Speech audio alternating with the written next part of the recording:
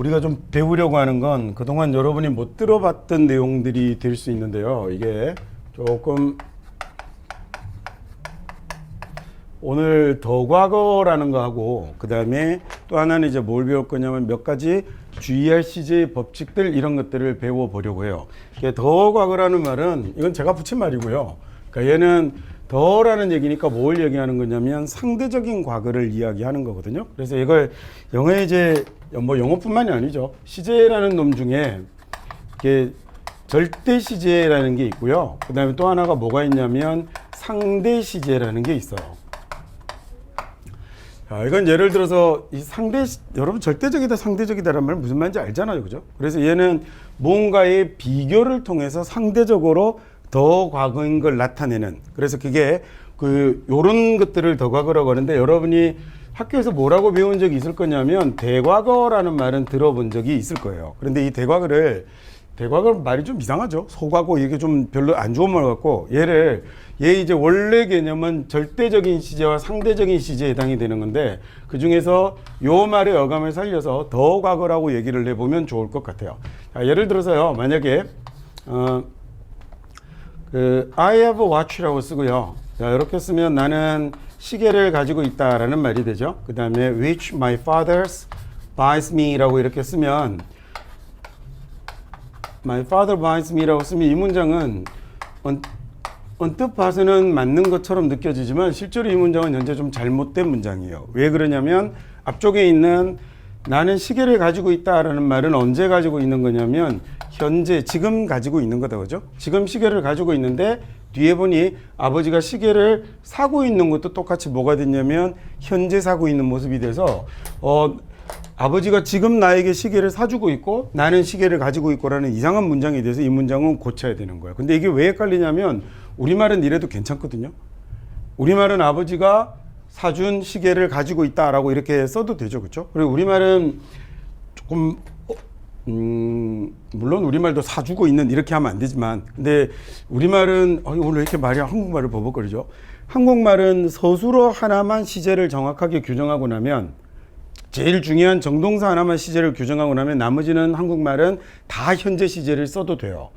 자, 예를 들어서 내가 밥을 먹었다라고 하면 그 다음에 그 식당이 비싸게 파는 밥을 먹었다라고 얘기해도 되거든요. 아버지가 사준 밥을 먹었다라고 얘기해도 돼요. 먹었다만 과거이면 앞쪽에는 팔고 있는 이라는 주동사가 아니면 그냥 현재를 써도 되는데, 근데 영어는 그렇게 쓰면 틀려서 정확하게 그 때를 나타내는 말들을 그 자리에 알맞게 써야 돼요. 그 다음에 영어라는 언어는 가급적이면 시간 순서로 써서 요렇게 쓰고 이러면 얘가 먼저 일어나고 뒤로 나오는 말들이 전부 그 뒤로 이어지는 말의 느낌을 가지는 게 일반적이에요. 그래서 이렇게 써버리면 어떻게 느껴질 가능성마저 있냐면 지금 가지고 있고 얘는 그 다음에 아버지가 나에게 사주는 이런 느낌이 들 가능성마저도 있는 거죠. 자, 물론 그렇다라고 해서요, 아침에 일어나서 got up 일어나고 그 다음에 뒤에 아니다. 이 다음에 얘기합시다. 자, 그 다음에요.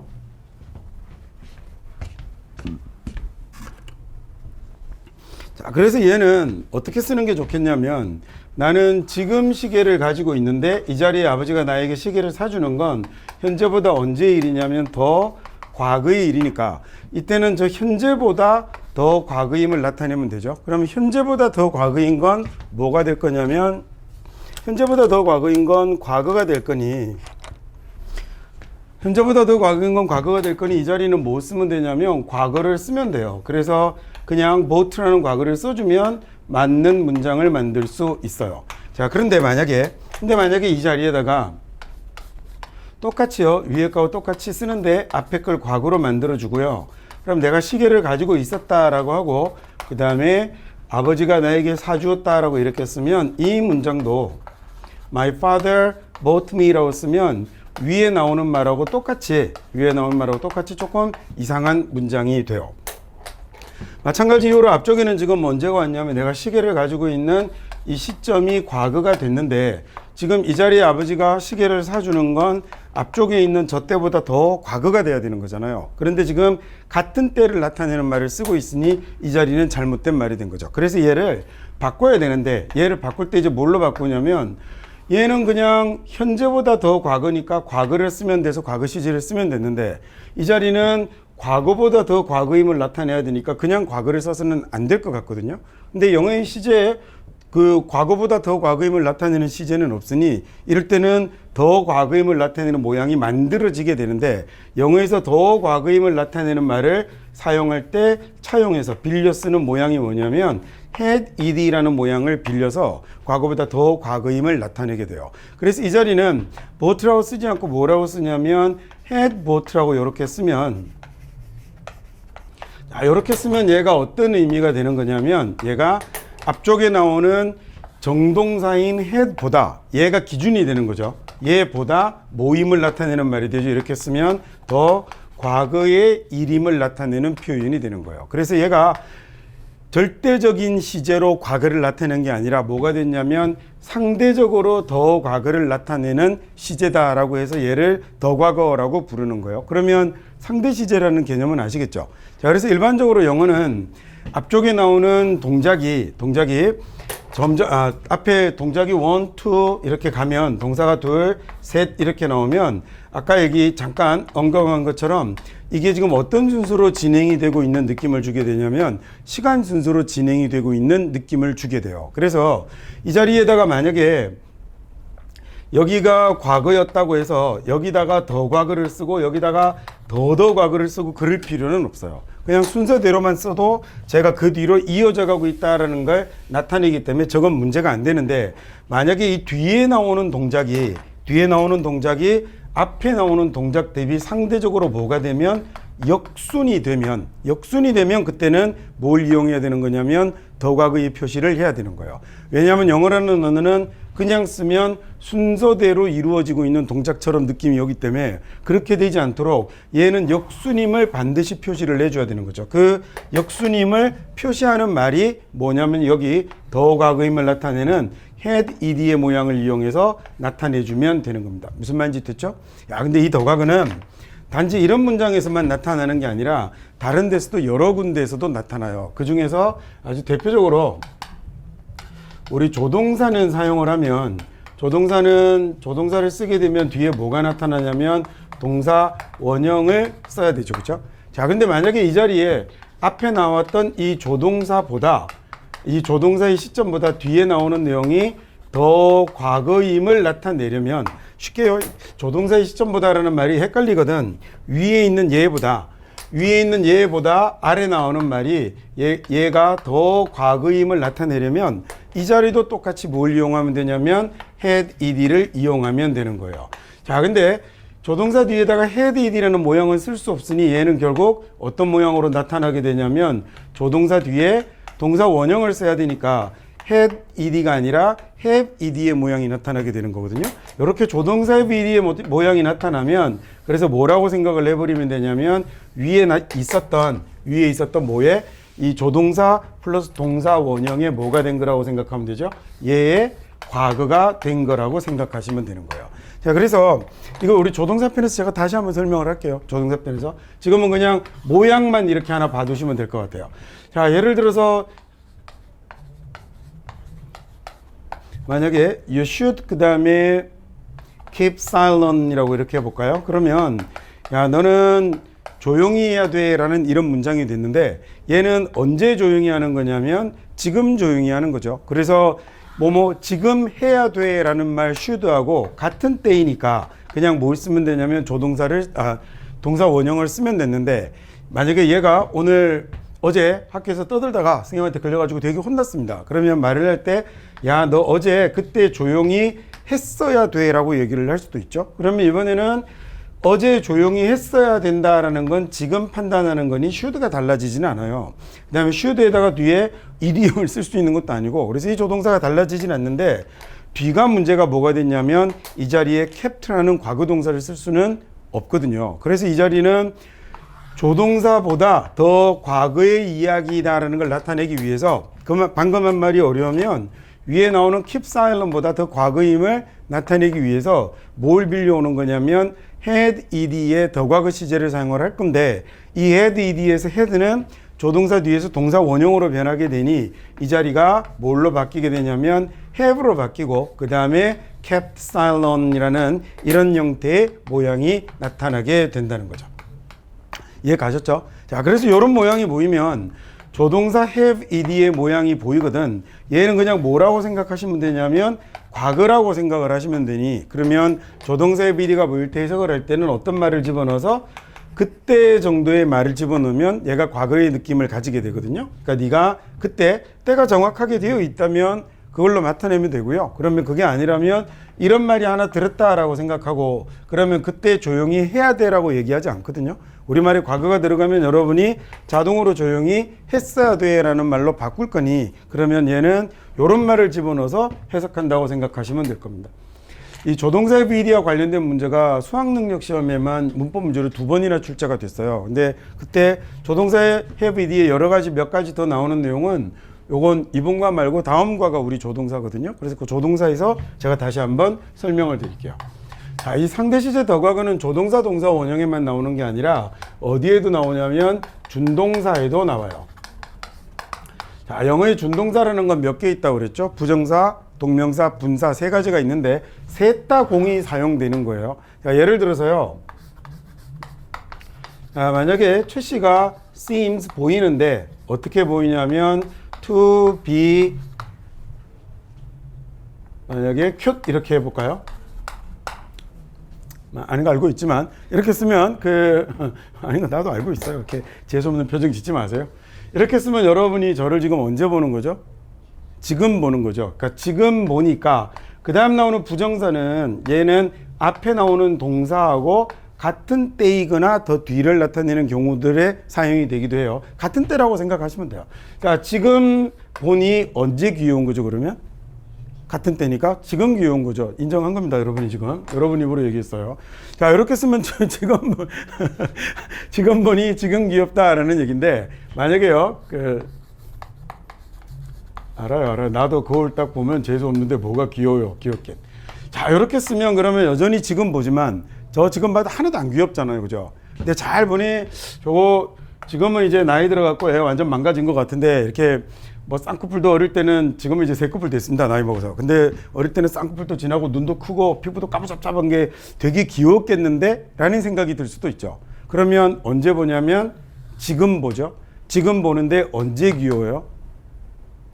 과거에 귀여웠을 걸로 지금 보이는 거죠. 내가 최 씨를 과거에 본 게 아니라 지금 보는데 얘가 과거에 귀여웠을 것 같거든요. 그러면 to 뒤에다가 뭘 쓰게 되냐면 was를 쓸 수 없잖아요. 그러면 얘도 뭘 빌려오면 had ed를 빌려와서 얘보다 더 과거임을 나타내주면 되는 거예요. 근데 이때 had ed 역시 이때도 to 뒤에도 동사 원형만 써야 되니까 had는 쓰지 못하고 have를 쓴 다음에 to have been cute 이라는 이런 모양을 만들게 되면 그러면 얘가 최 씨는 지금이 아니라 과거에 귀여웠을 걸로 지금 보인다라는 말이죠. 그렇죠? 그래서 흔히 밑에 있는 걸 우리가 여러분이 문법 용어로 뭐라고 아마 배우셨을 거냐면 완료 부정사다 뭐 이렇게 배우셨을 거예요. 이런 말 써도 되는데 그냥 이게 중요한 내용만 알면 되잖아요. 일단 얘는 앞에 있는 seems보다 뒤에 to have ed의 이런 모양이 나타나면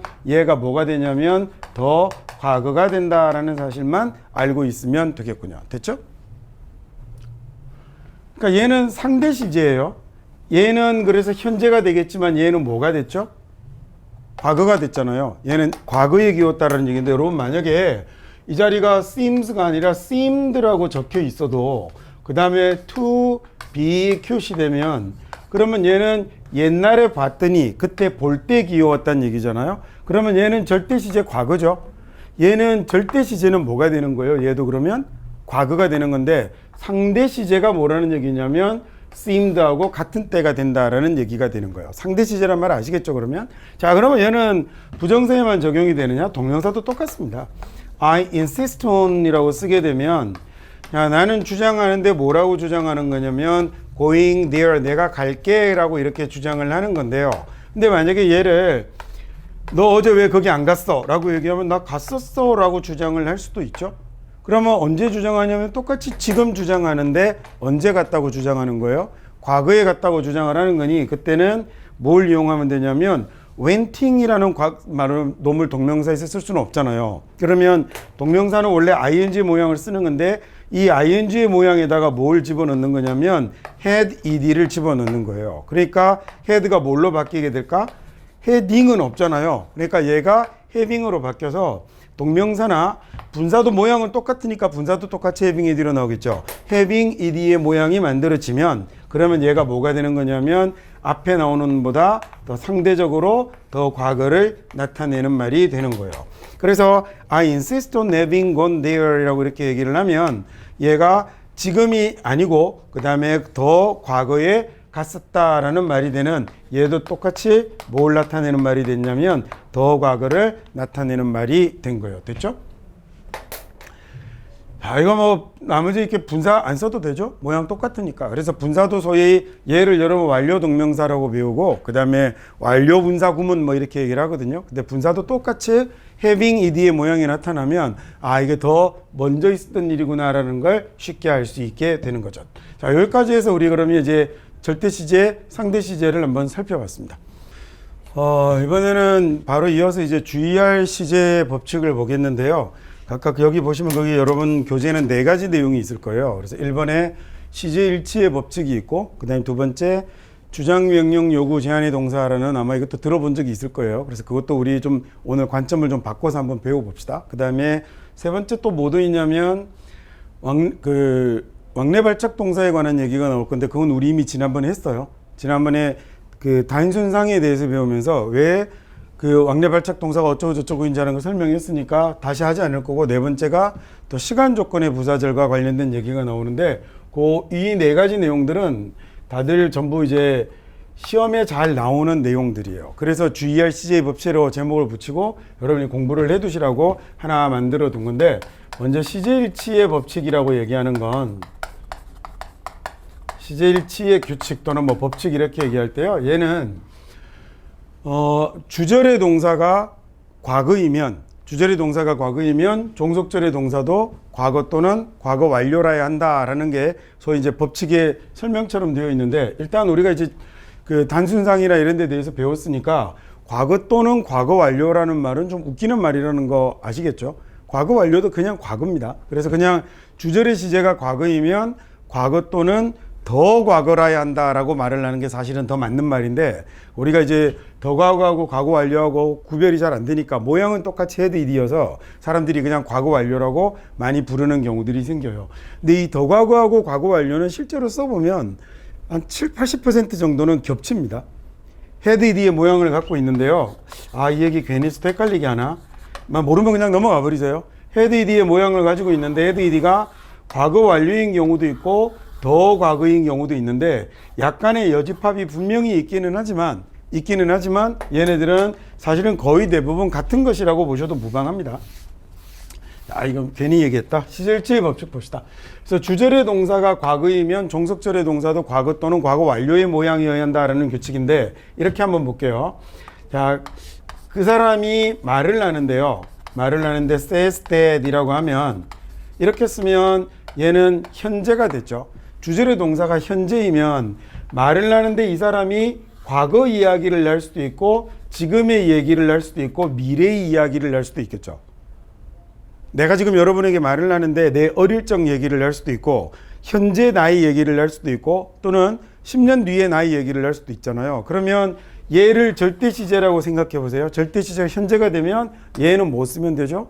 과거 쓰면 되고 얘는 현재 쓰면 되고 얘는요 미래 쓰면 되는 거겠죠. 그러니까 얘는 절대시제 과거 현재 미래가 상대시제로도 얘보다 과거 얘하고 같은 때 얘보다 미래가 되는 거겠죠. 그러면 여기다가 만약에 실제로 한번 써봅시다. He says that 이라고 한 다음에 야, 내가 옛날에는 영어 선생이었다고, He was an English teacher 이렇게 한번 써보죠. 그러면 이 사람이 지금 말하는데 옛날에 영어 선생이었대요. 두 번째는 뭐라고 하냐면 그 사람이 지금 말하는데 그 사람이 지금 영어 선생님이래요. 이렇게 쓸 수 있죠. 그 다음에 그 사람이 지금 말하는데 뭐라고 하냐면 나중에 미래에 영어 선생일 거야, 영어 선생이 될 거야 라고 이렇게 얘기를 할 수도 있겠죠. 즉 주절의 동사가 모이면, 주절의 동사가 현재이면 그러면 이 종속절의 동사도 뭐가 되냐면 과거, 그 다음에 현재, 미래 모두 다 쓸 수 있는 모양이 나오겠군요. 자, 이건 뭐 별거 아닙니다. 그런데 만약에 이 자리가 he said라고 해서 이번에 뭐가 나오냐면 과거가 나오면, 그러면 이 자리에다가 보세요. 자, 현재 대비 과거, 그 다음에 얘는 같은 때, 얘는 미래가 된 거죠. 그러면 이번에는 과거 대비 뭐가 될 거냐면 더 과거, 그 다음에 과거하고 같은 때, 그리고 또 하나가 과거보다 더 미래, 이렇게 나오겠군요. 그러면 과거하고 같은 때이면 이 자리를 똑같이 뭘로 써주면 되죠? was로 써주면 되니까 he was an English teacher 이라고 이렇게 쓰게 되면, English teacher이라고 이렇게 쓰게 되면 얘하고는 어떤 때가 되냐면 같은 때가 됐어요. 근데 이 사람이 말하기를 어제 말했는데 뭐라고 말했냐면 나 옛날에 영어 교사였어 라고 이렇게 얘기를 하면 이번에는 he 쓰고요. 이번에는 was가 아니라 뭐 들어와야 되는 거죠? 더 과거임을 나타내야 되는 거니까 더 과거임을 나타낼 때 사용할 어떤 모양 갖고 오냐면 had ed라는 모양을 가지고 와서 had been an English teacher 이라고 이렇게 자꾸 아래 하자를 만들죠 내가? 미쳤나? 자, 이렇게 영어 교사였다라고 얘기를 할 수 있을 거고, 그 다음에 얘는 그러면 미래에 나는 미래에 영어 교사가 될 거야 라고 얘기하면 이 말 잘 들으세요. 그러면 그 미래는 과거 대비 미래이니까 실제 미래는 아니잖아요. 절대 시제 미래가 아니라 과거 대비 미래죠. 과거 대비 미래라는 말 아시겠어요? 왜냐하면 얘는 여러분이 한 10년 뒤에 서로 만나서 얘기하다가 10년 전에 그 사람이 말하기를 자기가 5년 뒤에 영어 교사가 될 거라고 얘기했어 라고 그러면 이 5년 뒤도 여러분이 이야기를 나누고 있는 시점 기준으로는 뭐가 되나요? 과거가 되는 거니까 절대 시제가 되는 게 아니라 얘는 said 대비 상대 시제가 미래가 되는 거예요. 그래서 여기는 will이라는 놈의 모양도 뭘로 바꿔줘야 되냐면 얘는 word라는 모양으로 바꿔서 얘가 상대적으로 미래이다라는, said보다 상대적으로 미래이다라는 걸 표시를 내주게 되는 거죠. 그러면 would be an English teacher 이라고 이렇게 쓰게 되는 겁니다. 왜 will be 안 쓰는지 됐죠? will be는 절대 시제가 되는 거예요. 그래서 여기는 상대적인 시제로 would be를 사용하게 되니까 여기에 남는 모양이 뭐가 남냐면 조동사 과거 들어왔죠? 여기 과거 동사 썼죠? 여기 더 과거 썼으니 이 모양을 보고 뭐라고 얘기를 하냐면 주절의 동사가 과거이면 종속절의 동사도 과거 또는 과거 완료의 모양이라야 한다라는 설명을 그래서 하는 겁니다. 근데 좀 더 엄밀하고 정확하게 들어간다고 보다 좀 더 수준 있게 들어가면 서로 이렇게 된 거예요. 주절의 동사 대비 더 과거, 같은 때, 더 미래. 얘도 주절의 동사 대비 더 과거, 같은 때, 더 미래를 쓰게 되는 거죠. 그렇게 쓰게 되면 이런 모양들이 남더라라는 얘기입니다. 자, 그래서 이 자리에는 뭐는 못 들어오겠어요? 현재도 못 들어오고 미래도 못 들어오니까, 그래서 주절의 동사가 과거이면 종속절의 동사는 과거 또는 과거 완료의 모양이어야 한다라는 설명이 들어오게 되는 거예요. 되셨죠? 자, 그리고 늘 얘기하던 그 책에 쭉 이렇게 여러 가지 설명들이 되어 있으니까 예문들도 있고 이러니까 쭉 읽으면서 공부를 한번 해보셨으면 좋겠고, 그다음에 여러분은 고등학생이니까 고등학교 다니는 기간 내내는 또 이렇게 얘기하면 또 여러분은 재수없다고 할 건데 저 이것보다 자세한 영어 문법 학습서를 본 적이 없거든요. 고등학생들 책 중에 보통 제목만 달랑 있잖아요. 예문하고 문제만 쫙인데 그 내용을 찾아서 공부를 해야 될 때는, 그래서 옆에 정말로 이렇게 그야말로 참고하는 서적으로 이렇게 늘 가지고 있으면서 공부를 할 때 문법 규칙을 찾아보거나 이러면 좋을 것 같습니다.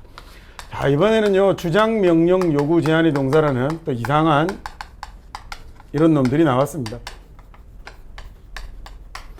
자, 주장, 명령, 요구, 제한의 동사가 오면 그러면 종속절에 반드시 should를 사용해야 되며 그 다음에 should를 생략할 수 있다라는 게 주장, 명령, 요구, 제한의 동사의 규칙이거든요. 얘가 문법 문제로 시험이 되게 잘 나옵니다. 근데 수능은 오히려 수학 능력 시험에서는 거꾸로 뒤통수를 때리는 문제가 나와서 should를 사용하지 않는 문제가 나왔어요. 그러니까 should를 썼는데 오히려 틀리게 만드는. 그 다음에 얘 요즘 우리나라 대학생들이 많이 보는 공무원 시험이나 이런 데는 진짜로 단골 메뉴입니다. 아주 잘 나오는. 자, 이게 어떤 거냐면요. 먼저 주장, 명령, 요구, 제한의 동사라는 게 따로 있는 건 아니고 저 동사들이 주장하다, 명령하다, 요구하다, 제한하다 이런 뜻을 가졌다는 거예요. 자, 주어가 있고요. 주어가 있고 주장, 명령, 요구, 제한의 동사 뭐 해볼까요? 하나씩 한번 넣어봅시다. 자, 여기서 insist는 잘 기억해야 됩니다. 왜냐하면 시험 문제가 insist로 나올 가능성이 가장 많거든요. 그 다음에 주장하다, 명령하다 뭐 있을까? order 같은 거. 그 다음에 요구하다는요, 뭐 demand나, 그 다음에 ask도 요구하는 거죠.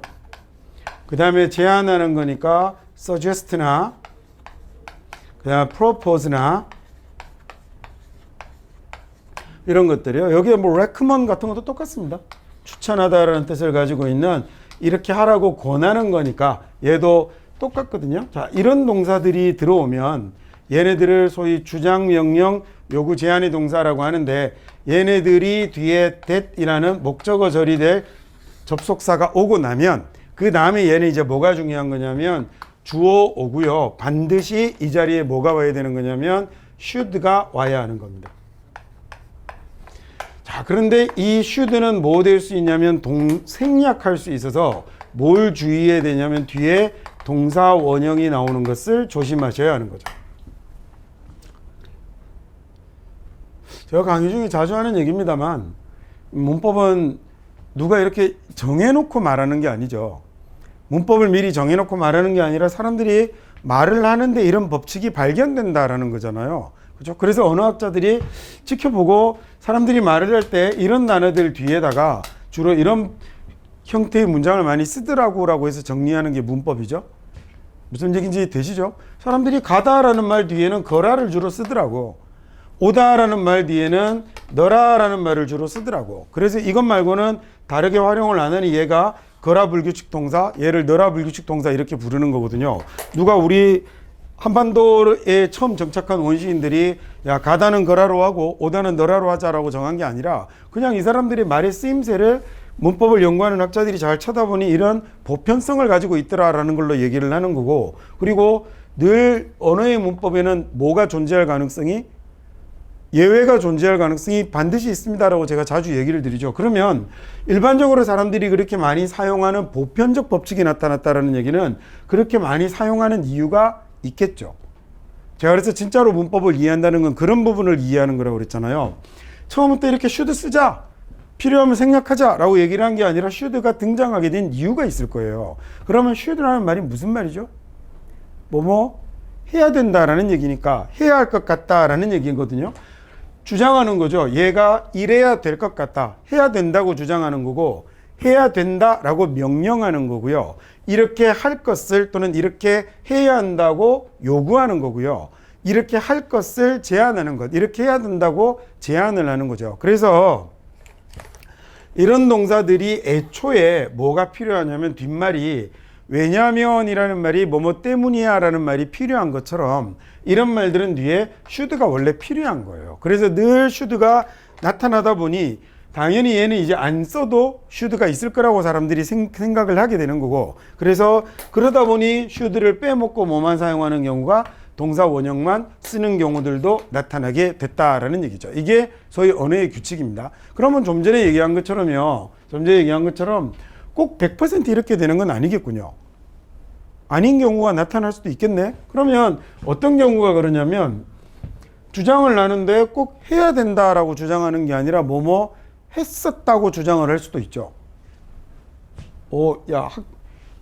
우리 반 학생들은 공부 열심히 해야 돼 라고 주장할 수도 있지만 우리 반 학생들이 성적이 안 좋아서 그렇지 공부 열심히 했었어요 라고 주장할 수도 있죠.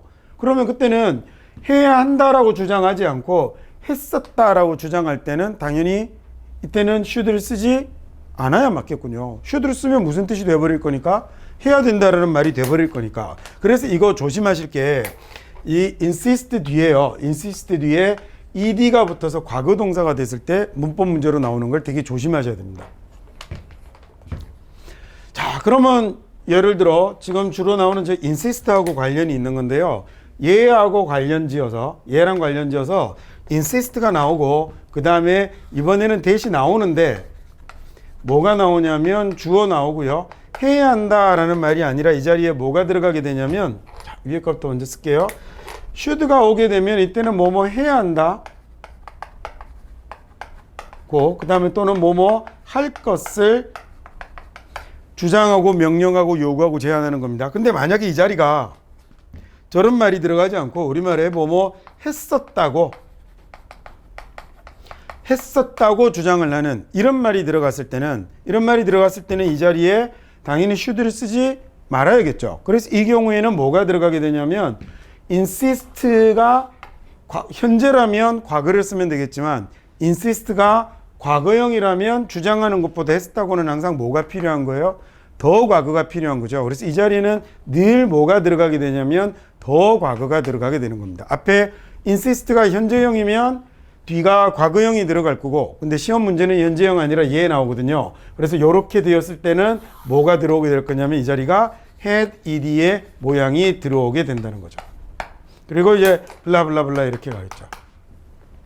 그러니까 수학능력 시험이 치러지고 몇 해 지나지 않아서 그 수학능력 시험이라는 것에 이 설계되고 만들어질 때 표방했던 것 중에 하나가 암기식 공부를 지향하는 거 그리고 통합교과를 지향하는 거 지향이요. 그래서 그게 수능의 목적이었기 때문에 수능에 나오는 문법 문제도 옛날 학력고사 때처럼 뭐 단순한 용법이나 이런 걸 물어보는 게 아니라 문장에 대한 이해 능력이 있는지를 물어보는 문법 문제가 출제가 되기 시작한 거죠. 근데 지금 여러분한테는 그게 익숙한 형태의 문법 문제지만 그 시절 사람들한테는 굉장히 당혹스러운 거였어요. 왜냐하면 영어 문법 공부가 그냥 단순 암기해서 풀면 되는 거였는데 암기해서 푸는 게 아니라 이해해서 풀어야 되는 거기다 심지어는 막 허를 찌르는 이런 문제가 출제되기도 했던 거거든요. 저는 개인적으로 그래서 수능이 아주 설계가 잘 된 시험이라고 생각을 하는데 그 시험의 취지가 지금 사실 조금 많이 무너진 것도 있어요. 예를 들어 예전에는 국어 시험이 아니라 지리 시험에 뭐가 나오기도 했냐면 수능 초기에 지리 시험에 관동별곡이 나오기도 했었거든요. 야, 그러면 이게 이제 문제가 지리 선생님은 이 관동별곡 지문을 이해 못해서 설명을 해줄 수가 없는 거죠. 그래서 막 물리, 화학 이런 게 문제가 섞여서 과학 문제로 출제가 되고 그래서 이름이 그때는 이제 과학탐구 영역 이래서 통합교과로 시험 문제를 많이 출제했었는데 그게 교육 현장에서의 문제를 파생을 많이 시켰어요. 선생님한테 질문을 하니까 못 알아먹는. 뭐 지리쌤이 관동별곡 내용까지 알아야 되는 건 아니니까 여기서 말하는 뭐 지형이 뭐냐 이런 걸 막 물어보고 그랬거든요. 근데 뭐 딴 과목 얘기할 건 없고 그래서 어떤 문제가 수능에 나왔었냐면 그 문장이 뭐였냐면 그 교통사고가 일어났어요. 교통사고가 났는데 그 사고 가해자가 뭐라고 얘기를 하냐면 저 사람이 잘못해서 사고가 났어요 라고 얘기하는데 증인이 나타나요. 증인이 나타나서 그 증인이 뭐라고 주장을 하냐면 그 사고가 횡단보도에서 일어났다라고 주장을 하는 지문이 나오는데 그때 보기에 어떻게 되어 있었냐면 그 목격자가 insisted that 이렇게 되어 있고요. 그 다음에 the accident should take place 이렇게 되어 있었거든요.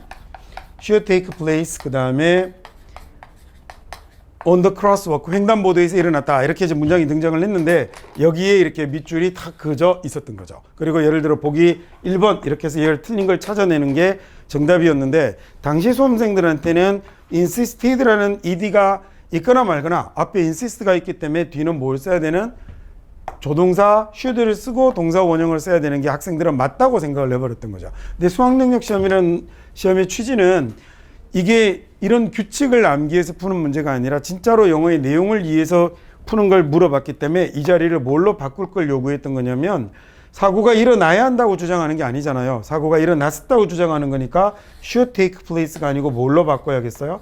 얘가 had taken place로 바꿔야 올바른 문장이 되게끔 문제를 출제를 했던 거죠. 근데 저런 문장의 내용 자체를 이해해서 문제를 풀어야 되는 방식으로 문제를 묻는 건 수학능력 시험은 지금도 동일합니다. 그래서 이건 해석을 내봐서 이런 내용이 들어간다면 당연히 뭐가 되어야 되냐면 had ed의 모양으로 바꿔야 되는 거고요. 얘가 문제로 나온다면 insisted가 사용될 가능성이 되게 많습니다. 그래서 저걸 이제 조심해서 봐야 하는 거겠죠. 자, 그래서 이게 이제 이 더가그를 활용해야 되는 거예요. 그 다음에 그 주의할 시제 법칙의 세 번째 뭐가 나오냐면 왕래 발착 동사가 나오는데 왕래 발착 동사는 우리가 앞에 수지의 단순상을 하면서 여러분에게 설명을 드렸으니까 여기서는 얘기하지 않겠습니다. 기억나시죠? 왜 왕래발작 동사가 가까운 미래가 오면 가까운 미래하고 상관이 없었어요. 그죠? 그게 왕래발작 동사도 상관이 없었고 어떤 경우에 쓰는 거냐면 지금 정해졌기 때문에 현재 시제를 쓴다라고 그랬죠. 그래서 이 지금 정해진 게 나중에 바뀔 가능성이 아예 없는 건 오히려 미래를 쓰면 이상해진다라고 그랬습니다. 지금 정해졌더라도 나중에 바뀔 수 있으면 그러면 그게 미래를 써도 되고 현재를 써도 되지만 그렇지 않을 경우는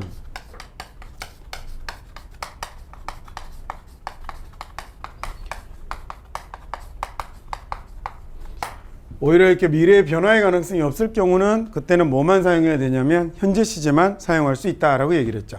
자, 시간 조건의 부사절에서는요. 시간 조건의 부사절에서는 이라고 얘기를 하고 뭐 시험 문제 단골 아닙니까? 얘도 내심리건 뭐 모의고사건 이런 거 가리지 않고 시간 조건의 부사절에서는 현재의 일이라 하더라도 현재의 일이라 하더라도 뭘 쓰지 못하냐면 현재를 쓰지 못하고 현재의 일이라 말 잘못했죠. 말 잘못했습니다. 시간 조건의 부사절에서는 미래의 일이라도 미래의 일이라 하더라도 미래를 사용하지 못하고 얘를 뭘로 사용해야 되냐면 현재 또는 현재 완료를 사용해야 한다라고 문법책에서 얘기하는데 이제 여러분 저랑 공부했으니까 현재 또는 현재 완료라는 말은 웃기는 말인 거 아시겠죠? 그래서 미래 또는 미래 완료의 일이라 하더라도 현재 또는 현재 완료를 써야 한다라는 얘기는 그냥 미래의 일이라 하더라도 그 현재를 쓰면 되는 겁니다. 오케이, 됐죠? 그래서 얘는 그냥 일단 뭐 이렇게 둘게요. 근데 현재를 쓴다라고 알아둡시다. 자, 시간 조건의 부사절이라고 이렇게 생각을 한번 해보시면 우리 절이라는 걸 만들면 초반기에 했던 건데 복습 한번 해볼까요? 절이라는 걸 만들면 얘는 문장하고 다르게 문장이 일부분으로 기능하는 놈이었어요. 그리고 절이라는 걸 쓰기 위해서는 절 앞에다가 뭘 놔야 되죠? 접속사나 관계사나 의문사 중에 하나를 놔야 되는데 그 중에서 부사절을 만드는 건 주로 접속사예요. 근데 그러면 얘네들은 부사절은 접속사 뒤에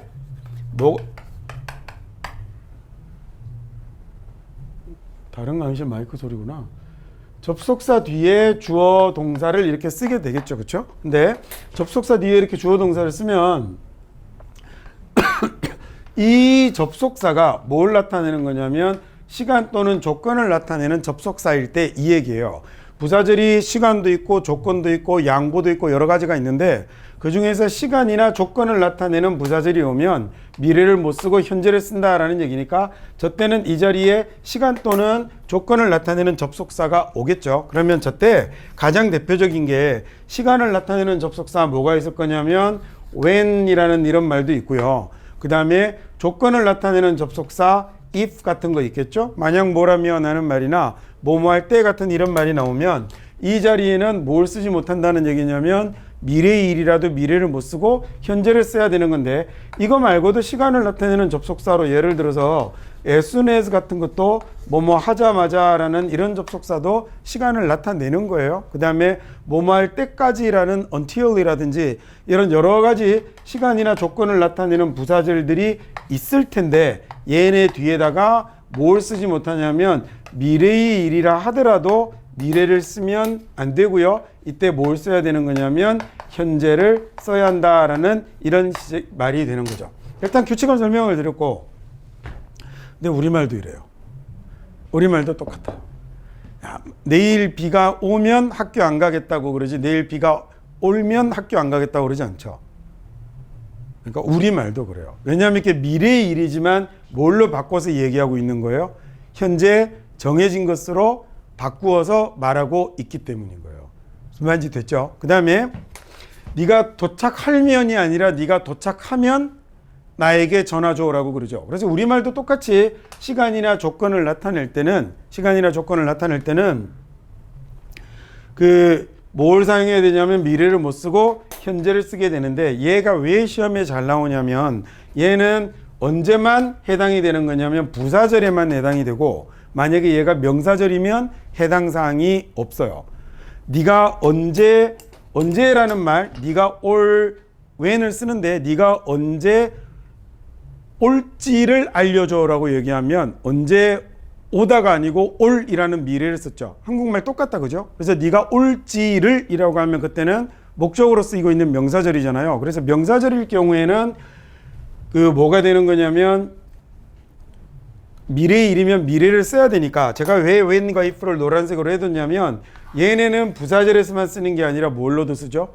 명사절에서도 쓰기 때문에 이거 두 개가 항상 시험에 나오게 되는 거예요. 그래서 얘네들이 명사절로 쓰였을 때는 조심해야 된다는 거죠. 근데 저거 말고 나머지 시간이나 조건을 나타내는 말들은 다 부사절이에요. 그래서 얘는 시험 문제를 내서 너무 문제 시험 그려서 죄송하긴 합니다만 얘가 워낙에 시험에 많이 나오기 때문에 그래서 시험 문제를 만들어서 여러분을 괴롭힐 때는 when하고 if밖에 사용할 수 없어요.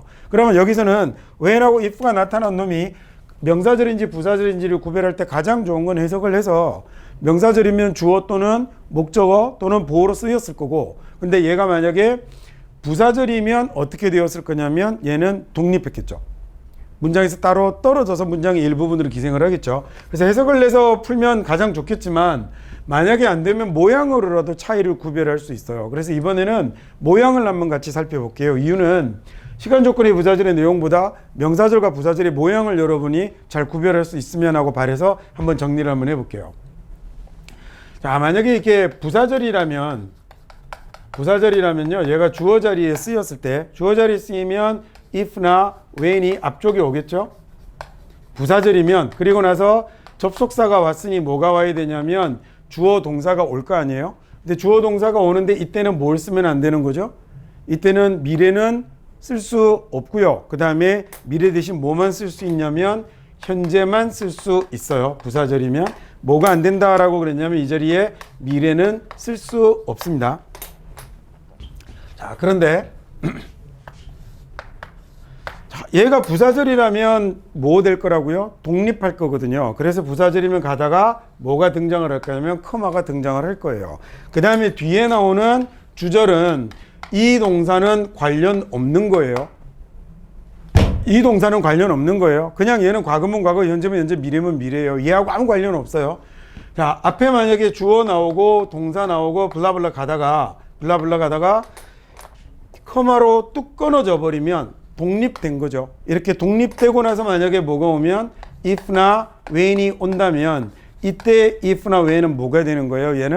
얘는 부사절이 되는 거죠. 독립했으니까. 그러면 이 자리에 뭐는 못 오고 동사 자리에 미래는 올 수 없고요. 그다음 미래는 올 수 없겠고 뭐만 올 수 있냐면 현재만 올 수 있는 겁니다.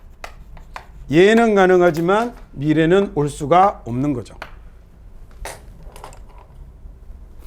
자, 부사절이면 이런 모양으로 생겼을 텐데 만약에 얘가 명사절이라면 어떻게 생겼을까? 자, 얘가 명사절이라면 어떻게 생겼을 거냐면 봅시다. 명사절이면 명사는 뭘로 쓰이는 거죠? 주어로 쓰거나 그 다음에 목적으로 쓰거나 그 다음에 또는 보어로 쓰겠죠. 주어나 목적어나 뭐로 쓸 건데 주어 자리에 쓴다면 if랑 when이 등장을 할 거고요. 그 다음에 뭐가 나올 거냐면 주어 나오고 동사 나오는데 얘는 당연히 현재일이면 현재를 쓰겠지만 얘는 미래의 일이라면 뭘 쓸까요? 미래를 써도 되는 거예요. 현재의 일이면 현재 쓰고요. 현재 일이면 현재 쓰고 미래 일이면 미래 쓰는 겁니다. 착각하지 말아야 될 게 문법 공부를 잘못하다 보면 명사절은 무조건 미래만 써야 되는 걸로 잘못할 수도 있어요.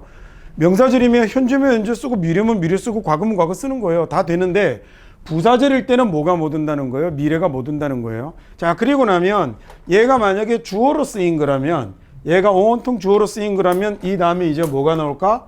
동사가 나오겠죠. 그쵸? 얘가 뭐가 됐을 때 얘가 전체가 다 주어가 되는 거잖아요. 이랬을 때. 아, 그러니까 시험 볼 때는 정 안 되면 모양만 갖고도 해결은 할 수 있겠네요.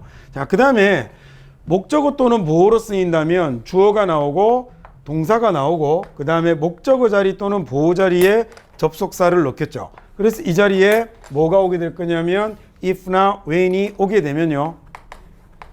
if나 when이 이렇게 오게 되면 그리고 나서 뒤에 주어 올 거고 그 다음에 뭐가 올 거냐면 동사가 올 건데 이 동사 자리에는 현재이면 현재 쓰면 되고요. 그 다음에 미래이면 미래 쓰면 되는 거군요. 얘네들은 다 되는 겁니다. 자, 이때 이 모양이 어떻게 된 거냐면 얘네들은 다 뭘로 쓰인 거냐면 목적어로 쓰이고 있는 거죠. 목적어 영어로 object라고 그럽니다. 주어는 UBJST 붙여 subject라고 그러고요. 정확한 용어는 그렇습니다. 목적어를 object에게 첫 글자를 따서 O라고 쓰는 거죠. 자, 근데 여기서 이제 한 가지만 더 가르쳐 드리면 명사절에서 if는 주어 자리에는 쓰지 않아요. 주어 자리는 쓰지 않고 목적어 자리에만 쓰는데 보호 자리에도 쓰지 않는다고 해요. 그래서 얘는 이 자리에 안 나타나는데 문법 문제로는 나오지 않을 건데 여러분이 영어로 글을 읽다 보면 if를 자꾸 주어 자리에 쓰는 미국인들, 영국인들이 있어요. 그래서 책을 보다 보면 얘가 주어의 모습으로 등장을 하긴 할 건데 문법 문제로 내지는 않겠죠. 왜냐하면 규범 문법상 if는 주어 자리에 쓸 수 없으니까. 쉽게 우리도 왜 문법 안 맞는 거 자꾸 나오는 거하고 똑같아요. 그 말할 때는 뭐 더 많이 나오잖아요, 그죠? 내가 뭐 좋아라 해서 이런 말 쓰면 다 틀린 말이잖아요.